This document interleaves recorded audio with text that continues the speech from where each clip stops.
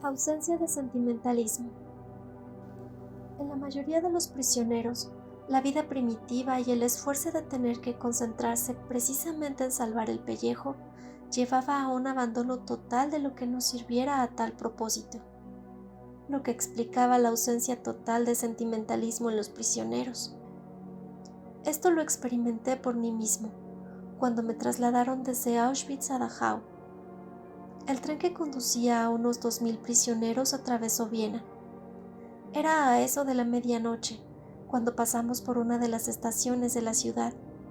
Las vías nos acercaban a la calle donde yo nací, a la casa donde yo había vivido tantos años, en realidad hasta que caí prisionero. Éramos 50 prisioneros en aquel vagón, que tenía 2 pequeñas mirillas enrejadas. Tan solo había sitio para que un grupo se sentara en cuclillas en el suelo, mientras que el resto, que debía permanecer horas y horas de pie, se agolpaba en torno a los ventanucos. Alzándome de puntillas y mirando desde atrás por encima de las cabezas de los otros, por entre los barrotes de los ventanucos, tuve una visión fantasmagórica de mi ciudad natal. Todos nos sentíamos más muertos que vivos, pues pensábamos que nuestro transporte se dirigía al campo de Mauthausen, y solo nos restaban 1 o 2 semanas de vida. Tuve la inequívoca sensación de estar viendo las calles, las plazas y la casa de mi niñez con los ojos de un muerto que volviera del otro mundo para contemplar una ciudad fantasma. Varias horas después, el tren salió de la estación y allí estaba la calle, mi calle. Los jóvenes que ya habían pasado tantos años en un campo de concentración y para quienes el viaje constituía un acontecimiento, escudriñaban el paisaje a través de las mirillas. Les supliqué, les rogué que me dejasen pasar delante, aunque fuera solo un momento. Intenté explicarles cuánto significaba para mí en este momento mirar por el ventanuco, pero mis súplicas fueron desechadas con rudeza y cinismo. ¿Que has vivido aquí tantos años? Bueno, entonces ya lo tienes demasiado visto. Política y religión. Esta ausencia de sentimientos en los prisioneros con experiencia es uno de los fenómenos que mejor expresan esa desvalorización de todo lo que no redunde en interés de la conservación de la propia vida. Todo lo demás, el prisionero lo consideraba un lujo superfino. En general en el campo sufríamos también de hibernación cultural, con solo 2 excepciones, la política y la religión. Todo el campo hablaba casi continuamente de política. Las discusiones surgían ante todo de rumores que se cazaban al vuelo y se transmitían con ansia. Los rumores sobre la situación militar casi siempre eran contradictorios. Se sucedían con rapidez y lo único que conseguían era azuzar la guerra de nervios que agitaba las mentes de todos los prisioneros. Una y otra vez se desvanecían las esperanzas de que la guerra acabara con celeridad, esperanzas avivadas por rumores optimistas.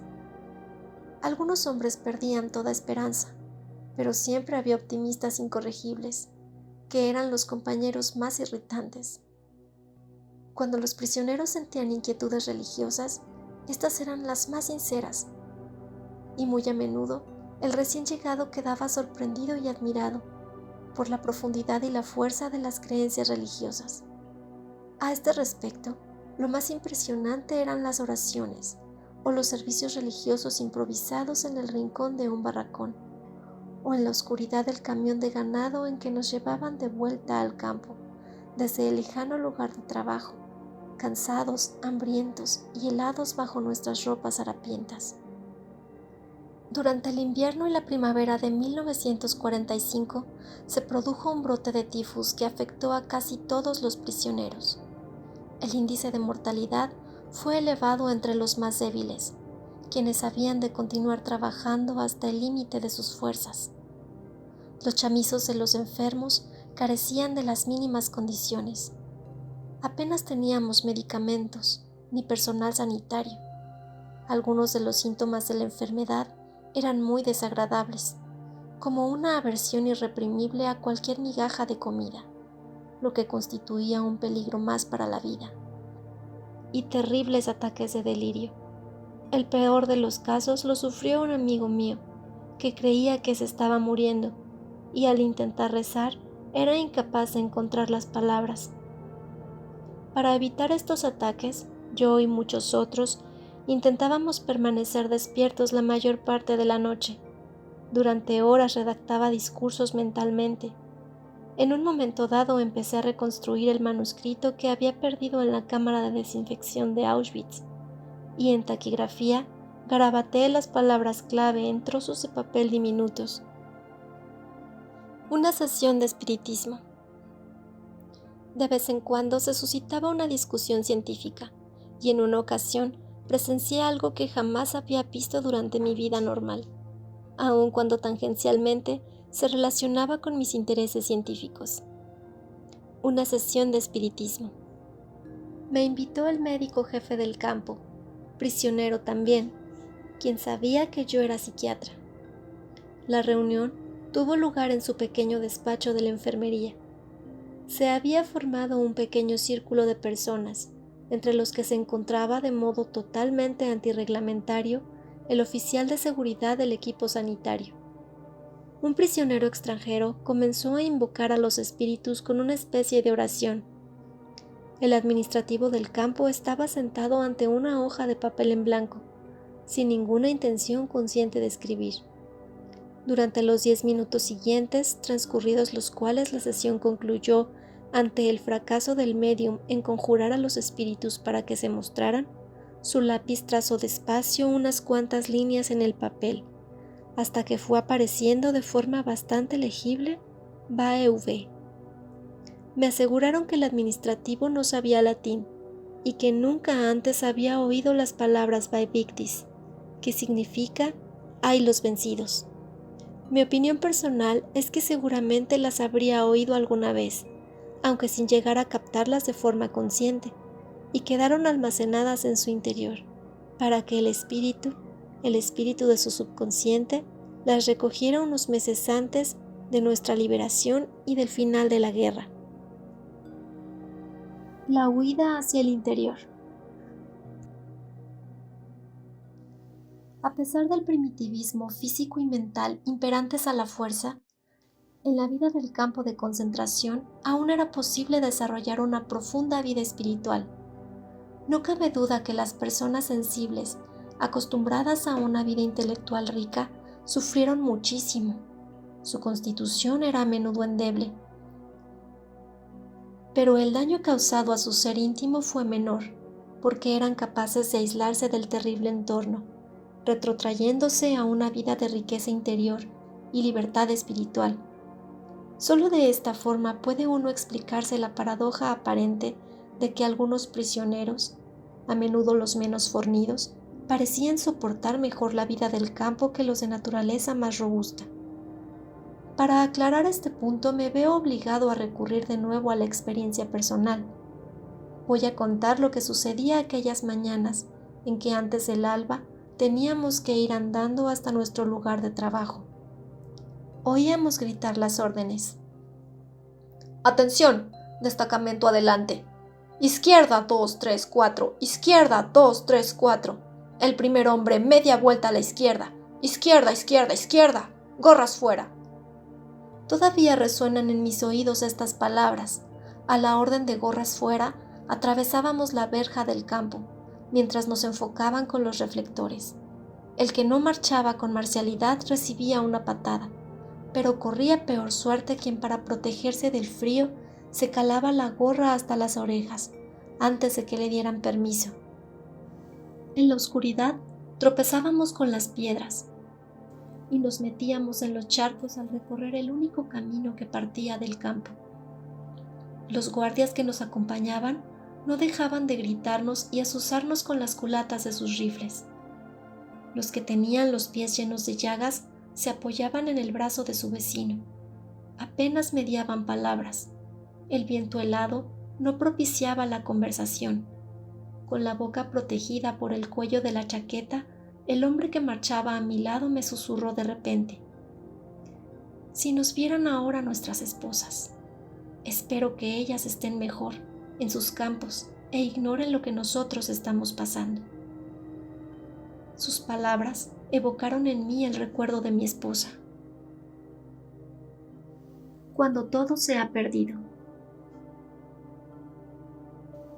Mientras marchábamos a trompicones durante kilómetros, resbalando en el hielo y apoyándonos continuamente el uno en el otro, no dijimos palabra, pero ambos lo sabíamos.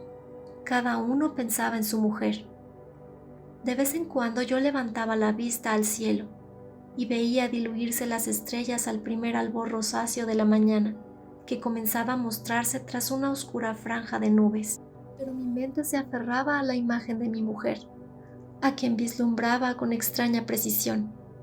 La oía contestarme, la veía sonriéndome con su mirada franca y cordial. Real o no, su mirada era más luminosa que el sol del amanecer.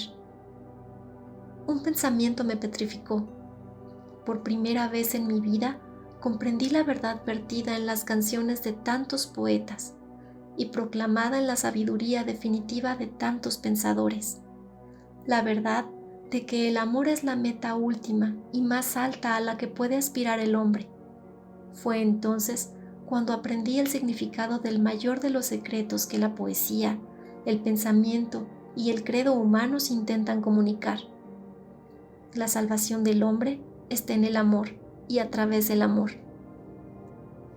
Comprendí cómo el hombre, desposeído de todo en este mundo, todavía puede conocer la felicidad, aunque sea solo momentáneamente, si contempla al ser querido. Cuando el hombre se encuentra en una situación de total desolación, sin poder expresarse por medio de una acción positiva, cuando su único objetivo es limitarse a soportar los sufrimientos correctamente, con dignidad, ese hombre puede en fin realizarse en la amorosa contemplación de la imagen del ser querido. Por primera vez en mi vida podía comprender el significado de las palabras. Los ángeles se pierden en la contemplación perpetua de la gloria infinita. Delante de mí tropezó y se desplomó un hombre, cayendo sobre él los que le seguían. El guarda se precipitó hacia ellos y a todos alcanzó con su látigo. Este hecho distrajo mi mente de sus pensamientos unos pocos minutos, pero pronto mi alma encontró de nuevo el camino para regresar a su otro mundo, y olvidándome de la existencia del prisionero, continué la conversación con mi amada. Yo le hacía preguntas y ella contestaba. A su vez, ella me interrogaba y yo respondía. ¡Alto! Habíamos llegado a nuestro lugar de trabajo. Todos nos abalanzamos dentro de la oscura caseta con la esperanza de obtener una herramienta medio decente. Cada prisionero tomaba una pala o un zapapico. ¿Es que no podéis daros prisa, cerdos?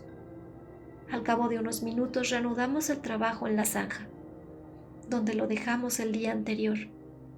La tierra helada se resquebrajaba bajo la punta del pico, despidiendo chispas. Los hombres permanecían silenciosos, con el cerebro entumecido.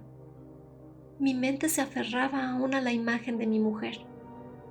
Un pensamiento me asaltó. Ni siquiera sabía si ella estaba viva aún.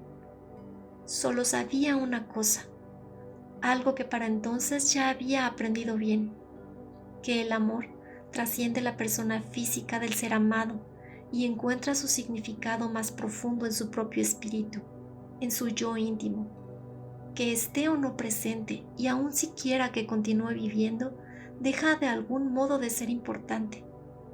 Yo no sabía si mi mujer estaba viva, ni tenía medio de averiguarlo, porque durante todo el tiempo de reclusión no hubo contacto postal alguno con el exterior. Pero para entonces ya había dejado de importarme, no necesitaba saberlo. Nada podía alterar la fuerza de mi amor, de mis pensamientos o de la imagen de mi amada. Si entonces hubiera sabido que mi mujer estaba muerta, creo que hubiera seguido entregándome, insensible a tal hecho, a la contemplación de su imagen, y que mi conversación mental con ella hubiera sido igualmente real y gratificante.